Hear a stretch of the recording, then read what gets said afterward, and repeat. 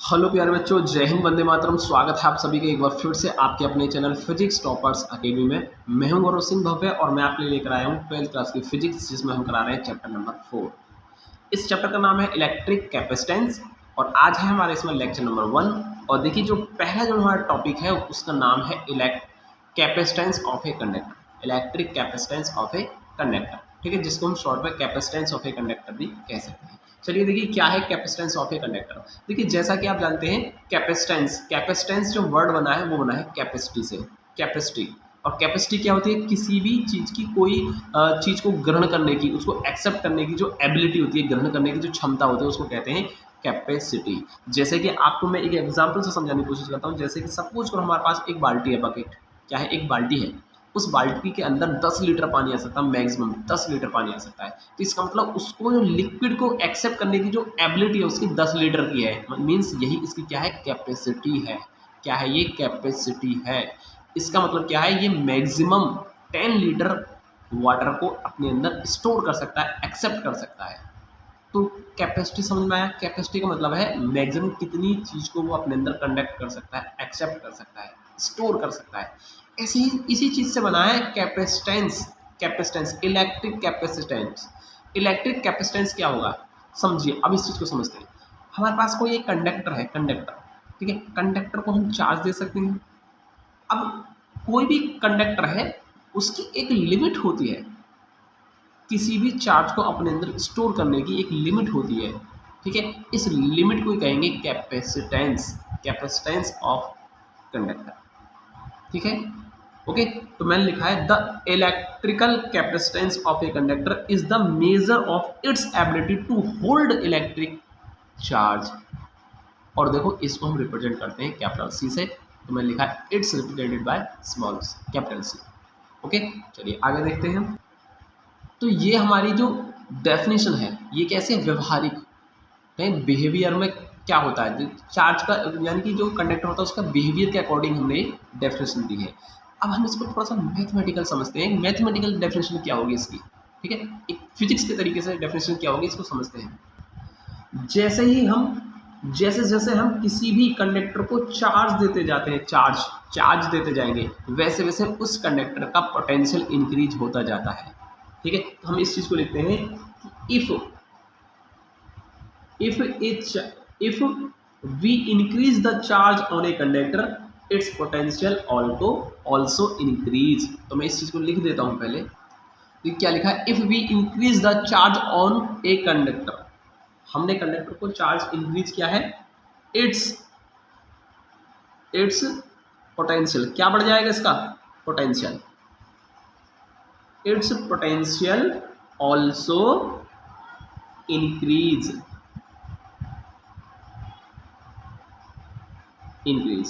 ठीक है। That is,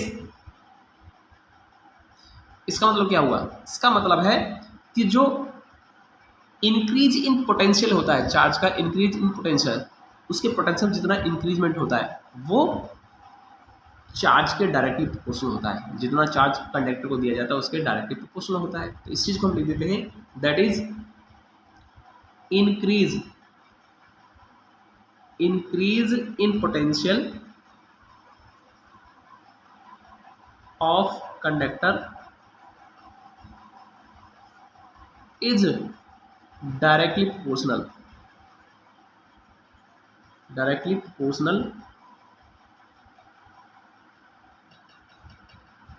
to the given charge. Okay, इसका मतलब क्या हुआ? इसका मतलब हुआ that is Q is directly proportional to V। Okay, अब हम इसको मैथमेटिकल समझते हैं। जैसे जैसे हम चार्ज देते जा रहे हैं किसी भी कंडक्टर को, वैसे वैसे उसका पोटेंशियल भी इंक्रीज होता जा रहा है। इसका मतलब increase in potential is directly proportional to the given charge. Okay, अब देखिए, यहाँ से हम इसको हटाएंगे। जब इस प्रोपोर्शनैलिटी को हटाएंगे यहाँ से, तो एक कांस्टेंट आएगा, यानी प्रोपोर्शनैलिटी कांस्टेंट आएगा, जिसको हम ले सकते हैं C। क्या लिया मैंने यहाँ पर? C।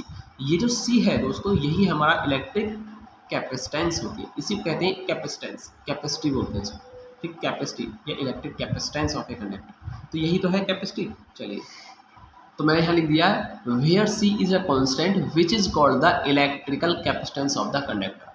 अब हम इस कैपेसिटेंस, ठीक है, कैपेसिटेंस सी का एक फॉर्मूला निकालना चाह रहे हैं, तो क्या होगा, तो सी हम इसको ऐसे लिख सकते हैं ना, c equal to Q upon we, v इसके नीचे आ जाएगा, सी बराबर क्यू अपॉन वी। इस तरीके से हमने इसका एक फॉर्मूला निकाल दिया इलेक्ट्रिक कैपेसिटेंस का, ठीक है। तो एक फॉर्मूला आ गया।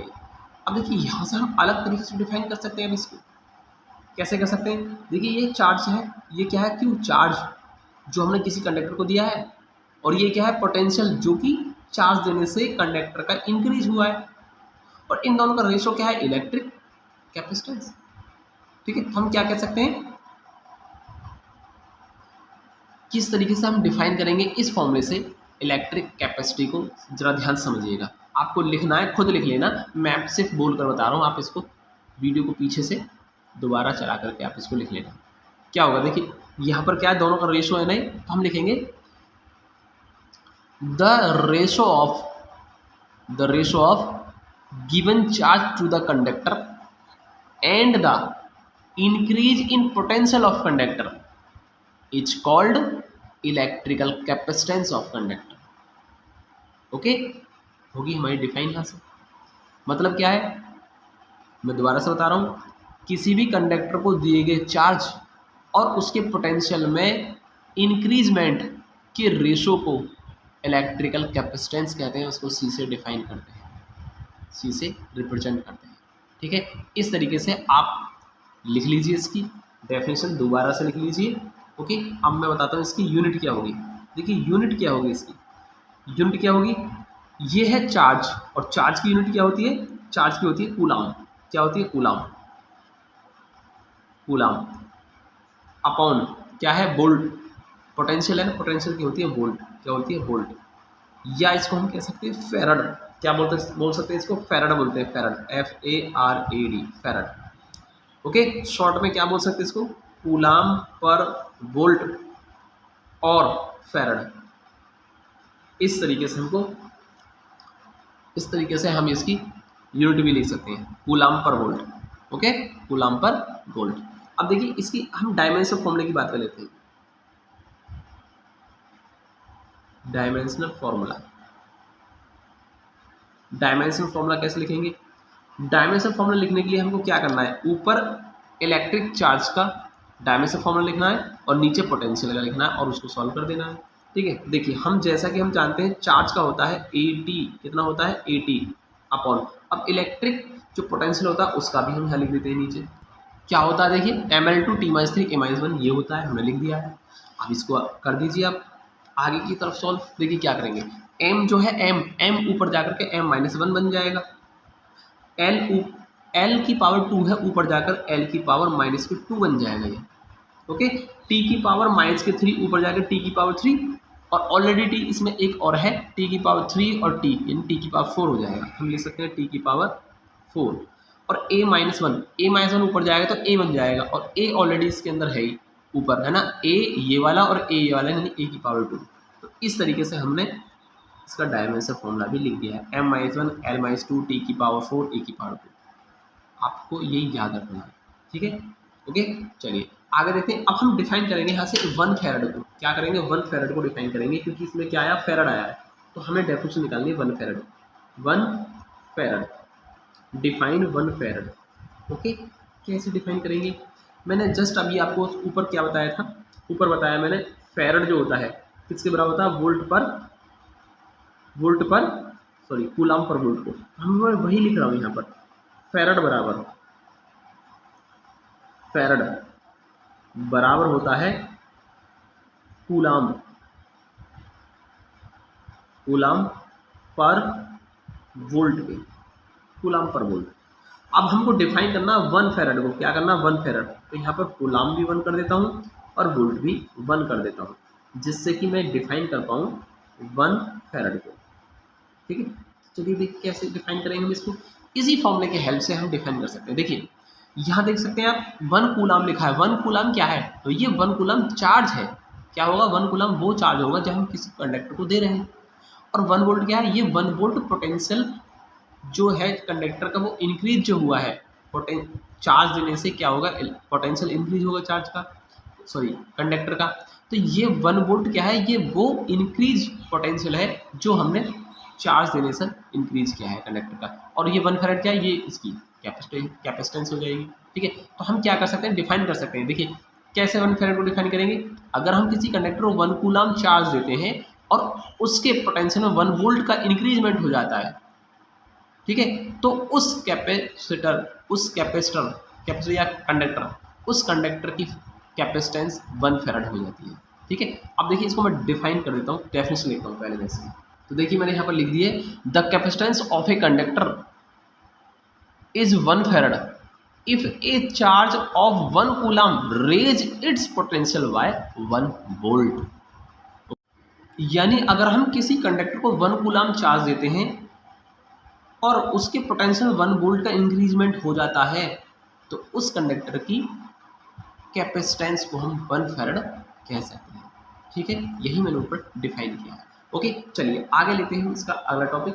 तो नेक्स्ट टॉपिक है आपके सामने, देखिए electric capacitance of an isolated spherical conductor. ये हमारे पास क्या है, आइसोलेटेड स्फेरिकल कंडक्टर है, इसकी कैपेसिटेंस निकालनी है हमको। कैसे निकालेंगे, सपोज करो ये हमारे पास एक कंडक्टर है, स्फेरिकल कंडक्टर, जिसका सेंटर O है और रेडियस कैपिटल R है। इसको हमने +Q चार्ज दिया है, और जैसा कि +Q चार्ज हम देंगे इसको, और ये इसके ऊपर यूनिफॉर्मली डिस्ट्रीब्यूट हो जाएगा, जैसे कि हम चैप्टर नंबर 2 के अंदर पढ़ चुके हैं। ठीक है, ओके, चलिए इसके बाद हम निकाल रहे हैं इसकी कैपेसिटेंस। तो कैसे निकालेंगे, देखिए ये पहले आपको लिखना है, डायग्राम के बारे में आपको खुद से लिख लेना है कि we have a spherical conductor which centre is O and the radius is capital R and capital Q, small q charge given to this conductor which is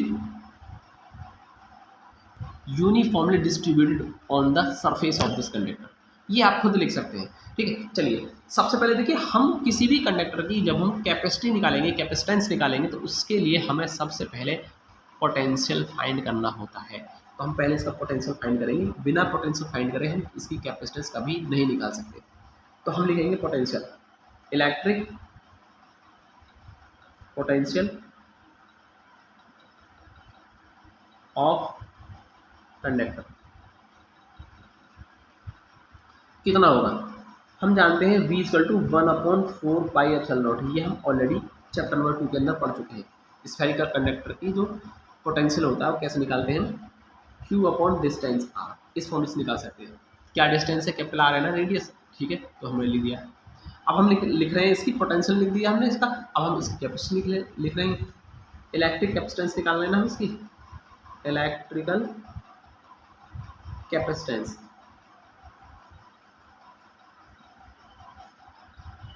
of conductor. ठीक है, क्या होती है, C = Q/V। जस्ट अभी थोड़ी देर पहले हमने लिखा है C = Q/V। C = Q/V। V की जगह हम इस V की वैल्यू को लिख सकते हैं 1/4πε0 और Q/R लिख सकते हैं हम इसको। अब देखिए Q से Q खत्म हो जाएगा आपका, तो C कितना बनेगा हमारा, ये 4πε0 और कैपिटल R ऊपर चला जाएगा। तो इस तरीके से हमने इसका फॉर्मूला लिख दिया। तो ये आ गया हमारा इलेक्ट्रिकल कैपेसिटेंस का फॉर्मूला आ गया स्फेरिकल कंडक्टर के लिए। ओके, या हम इसको ऐसे भी लिख सकते हैं दोस्तों, क्या लिख सकते हैं, C = देखिए 4πε0, जैसा कि हम जानते हैं 1/4πε0 की वैल्यू होती है 9 × 10⁹। तो ये 4πε0 कितना हो जाएगा, 1/9⁹। तो हम इसको लिख सकते हैं 4πε0 की वैल्यू 1/9 × 10⁹ आएगी और इंटू कैपिटल R, या इसको लिख सकते हैं C = कैपिटल R/9 × 10⁹। ये जब लिखेंगे हम फॉर्मूला जब हम न्यूमेरिकल करेंगे। ठीक है, स्फेरिकल कंडक्टर का जब हम न्यूमेरिकल करेंगे तो यही इसी फॉर्मूले को लिखेंगे हम। 9 × 10⁹ का डिवाइड कर देंगे, कैपिटल R दे रखा होगा उसके अंदर, रखो और सॉल्व कर दो। ठीक है, इस तरीके से हमने निकाल दिया है। Okay, next topic is capacitor. क्या है टॉपिक, कैपेसिटर। क्या है कैपेसिटर, इसको देखिए मैंने यहाँ पर डिफाइन किया क्या है, पहले इसको समझ लीजिए फिर मैं अपने तरीके से समझाऊंगा इसे।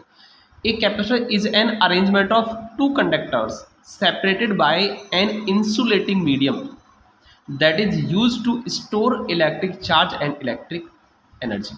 देखिए कैपेसिटर क्या होता है कि ऐसा अरेंजमेंट होता है 2 कंडक्टर का। ये 2 कंडक्टर हैं, जैसा कि आप देख सकते हैं X और Y 2 कंडक्टर हैं, इनका एक अरेंजमेंट है।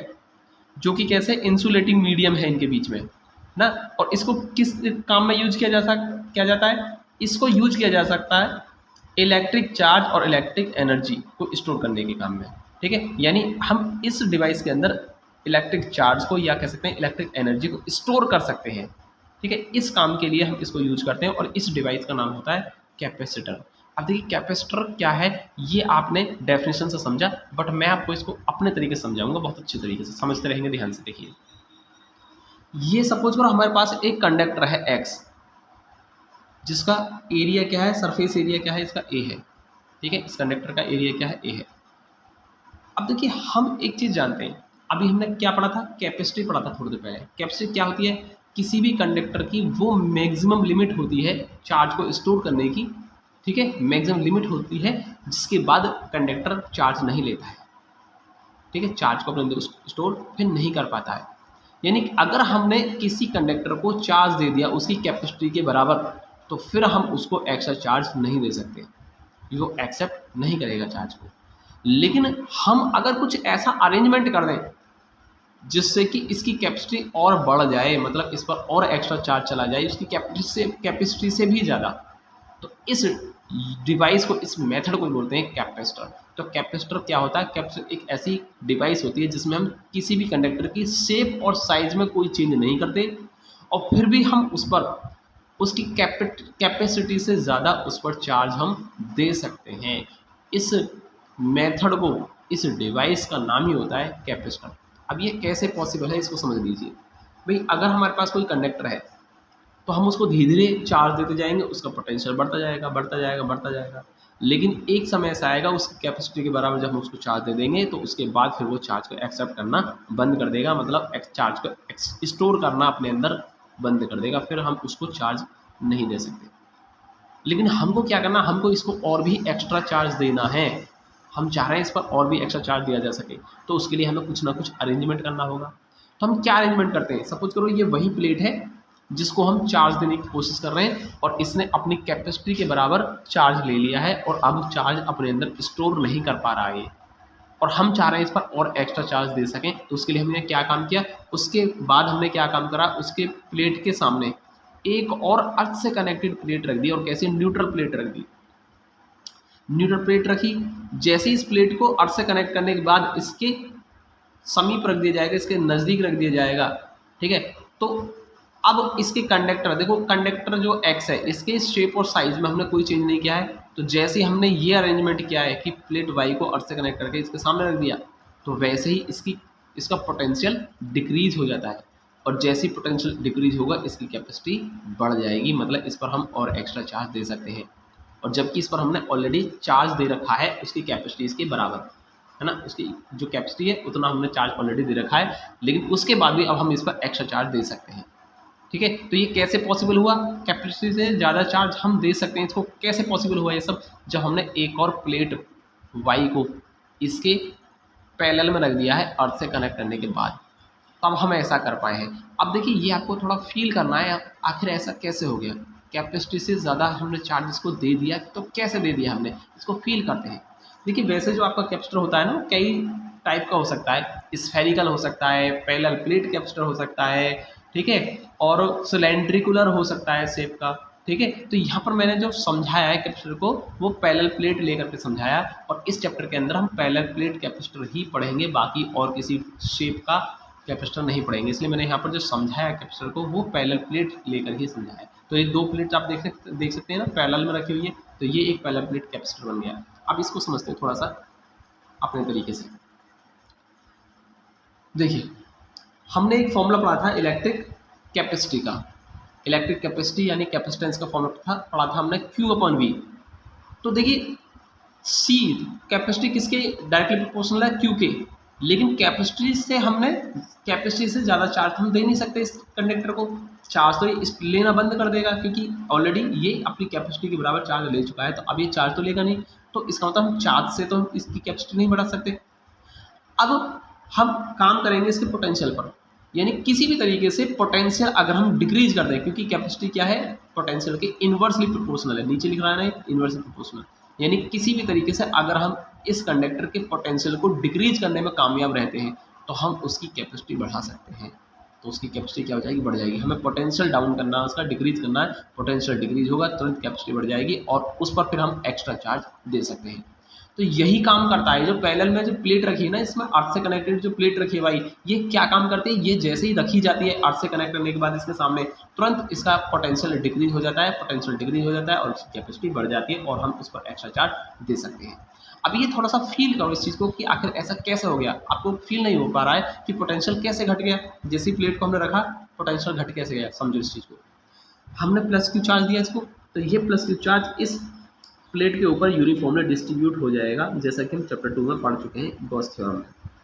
ओके, अब ये जो प्लेट वाई है ये कैसी न्यूट्रल प्लेट है। न्यूट्रल है मतलब इसके अंदर उतना ही पॉजिटिव चार्ज है, उतना ही इसके अंदर नेगेटिव चार्ज भी है। तो ये पॉजिटिव चार्ज इस नेगेटिव चार्ज को क्या कर लेगा, इसके प्लेट के नेगेटिव चार्ज को अपनी ओर अट्रैक्ट करने की कोशिश करेगा। तो ये खींच करके नेगेटिव चार्ज इसकी इनर सरफेस पर आ जाएगा, क्योंकि ये ज़्यादा से ज़्यादा चार्ज को अपनी ओर खींचने की कोशिश करेगा। तो ये हटके तो आएगा नहीं प्लेट से, प्लेट पर इस साइड में इकट्ठा होकर चला जाएगा। और प्लस क्यू चार्ज जो है, प्लस चार्ज को क्या करेगा, रिपेल। तो इसका जो प्लस चार्ज होगा उसको रिपेल करेगा, तो उसको रिपेल कर करके कहाँ पहुँचा देगा, इसके पीछे की साइड में, यहाँ पर पहुँचा देगा।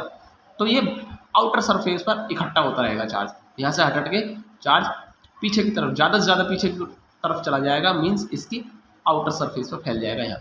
लेकिन क्योंकि हमने इसको ऑलरेडी अर्थ से कनेक्ट कर रखा है, तो ये सारा का सारा चार्ज कहाँ चला गया, अर्थ में ट्रांसफर हो गया। या कह सकते हैं हम इलेक्ट्रॉन, अर्थ से इलेक्ट्रॉन आए और इसको न्यूट्रल कर दिया, ऐसे भी हम समझ सकते हैं। अब देखिए यहाँ पर पोटेंशियल कैसे घट जाएगा। पहली बात तो इसकी इनर सरफेस यानी इस कैपेसिटर के अंदर क्या हो जाएगा, एक इलेक्ट्रिक फील्ड बन जाएगा, इंटरनल इलेक्ट्रिक फील्ड प्रोड्यूस हो जाएगा, कैपिटल ई।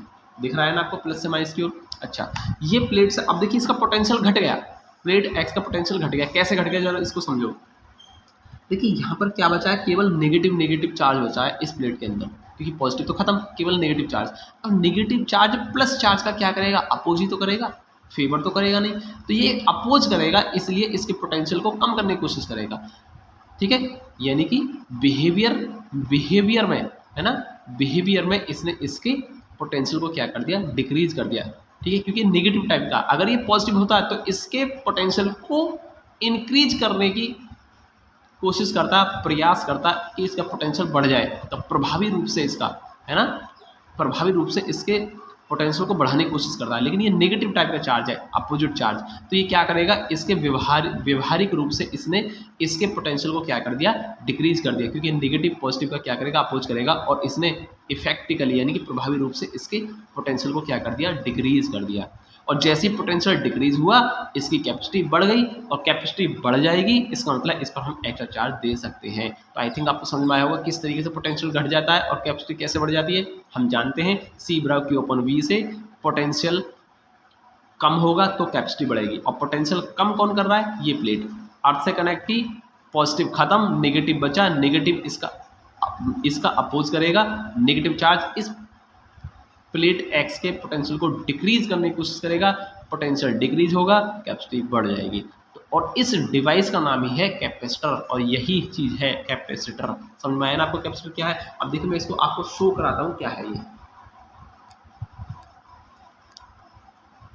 ये है कैपेसिटर, ये है कैपेसिटर जिसकी हम बात कर रहे हैं। इसमें देख रहे हैं आप, दो वायर है, ये दोनों वायर क्या है, इसकी प्लेट होगी, इसके अंदर एक प्लेट है, एक प्लेट है, दोनों प्लेट है, दोनों प्लेटों से कनेक्ट हो रहा है ये वायर, यही है इलेक्ट्रिक कैपेसिटर। अब ये क्या काम करेगा, इसके अंदर इलेक्ट्रिक चार्ज स्टोर हो जाएगा, यानी कि ये चार्ज को स्टोर कर लेता अपने अंदर। तो इस डिवाइस को कहते हैं हम इलेक्ट्रिक कैपेसिटर। ठीक है, अगर आप इसको बोर्ड में लगा देंगे ना, इसको बोर्ड में लगा देंगे, सॉकेट जो होता है सॉकेट में इसको डाल करके और स्विच को ऑन कर देंगे, तो ये क्या हो जाएगा, चार्ज हो जाएगा, मीन्स इसके अंदर चार्ज स्टोर हो जाएगा, इलेक्ट्रिकल एनर्जी की फॉर्म में स्टोर हो जाएगा इसके अंदर चार्ज। और फिर से आप देखो, इसको चार्ज करने के बाद ना इसको टच मत कर देना, आप इसको टच कर देंगे वायर को तो आपको बहुत तगड़ा झटका लगेगा, क्योंकि इसके अंदर करंट आ जाएगा। ठीक है, तो आप इसको अगर बिजली के स्विच में, सॉकेट में लगा करके स्विच को ऑन करेंगे तो ये चार्ज हो जाएगा, और फिर आप ना उसको इस तरीके से टच करिएगा, इस तरीके से दोनों प्लेटों को टच कर देंगे, इस वायर को इस तरीके से।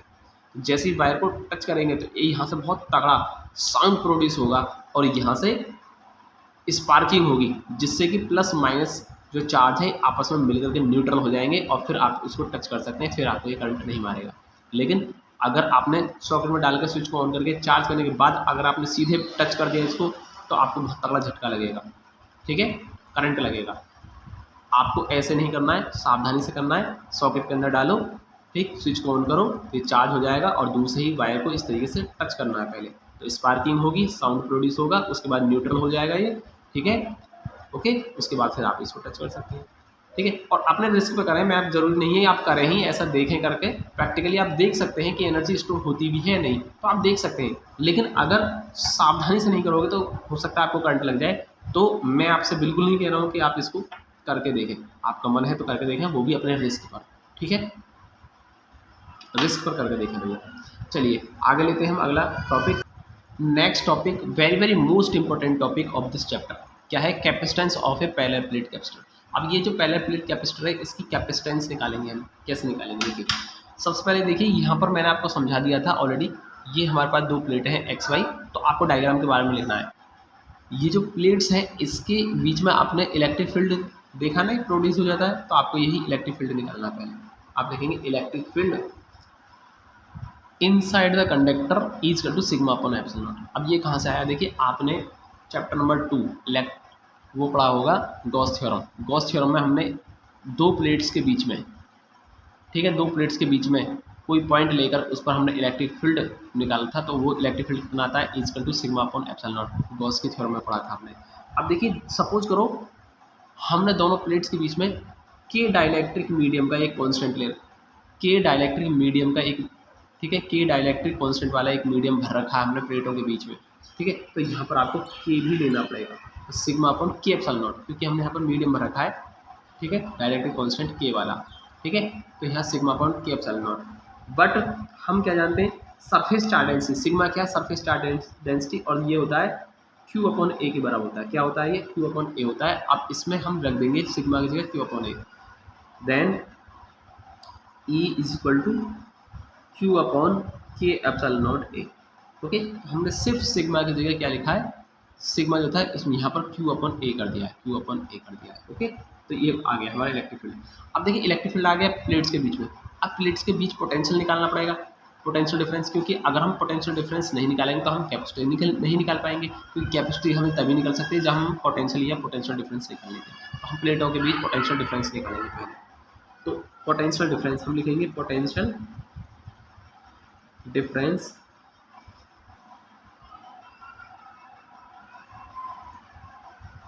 बिटवीन द प्लेट्स, प्लेट्स के बीच पोटेंशियल डिफरेंस निकलेंगे। तो पोटेंशियल डिफरेंस का फॉर्मूला क्या होता है, V बराबर ई डी।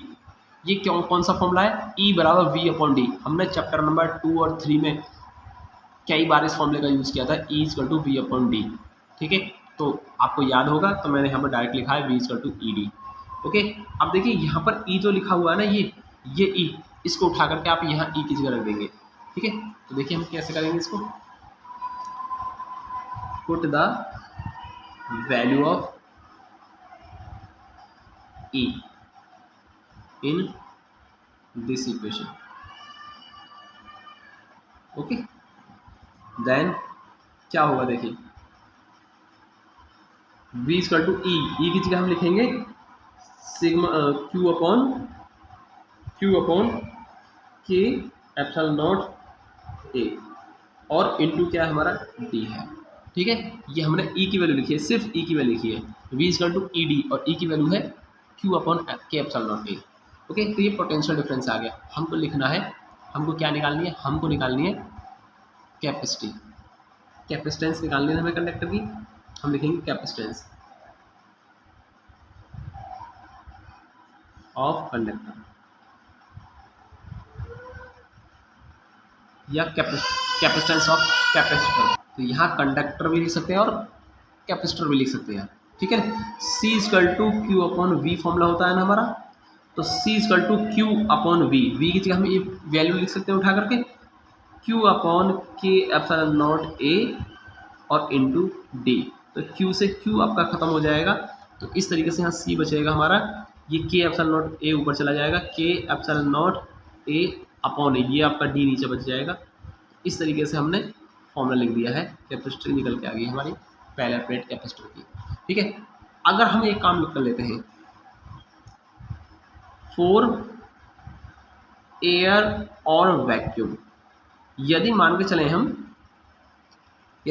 चलें कि प्लेटों के बीच में क्या है, एयर और वैक्यूम है, देन के विल बी 1, के को हम 1 ले सकते हैं, तो कैपेसिटेंस कितनी हो जाएगी, के को हम 1 कर देंगे, मीन्स के को हम छोड़ सकते हैं या 1 लिख सकते हैं। 1 का मतलब है 1 से मल्टीप्लाई करना, तो आपका के हट जाएगा, epsilon naught a upon d आ जाएगा। ठीक है, और इस कैपेसिटेंस को मैंने सी नॉट से रिप्रेजेंट कर दिया है, क्योंकि फॉर एयर और वैक्यूम के 1 हो गया, तो इसको मैंने सी नॉट से रिप्रेजेंट कर दिया है। ठीक है, तो जब किसी पैरेलल प्लेट कैपेसिटर की प्लेटों के बीच में डाइलेक्ट्रिक मीडियम भरा होता है, तो उसका डाइलेक्ट्रिक कांस्टेंट के जरूर आता है, तो ये आएगा, और अगर एयर और वैक्यूम है तो फिर ये फॉर्मूला आएगा। आई थिंक आपको समझ में आया होगा। तो चलिए आज की वीडियो हम सिर्फ इतना ही रहने देते हैं, इससे आगे के टॉपिक लेंगे हम नेक्स्ट वीडियो में। मिलते हैं दोस्तों अगली वीडियो में। जय हिंद, वंदे मातरम।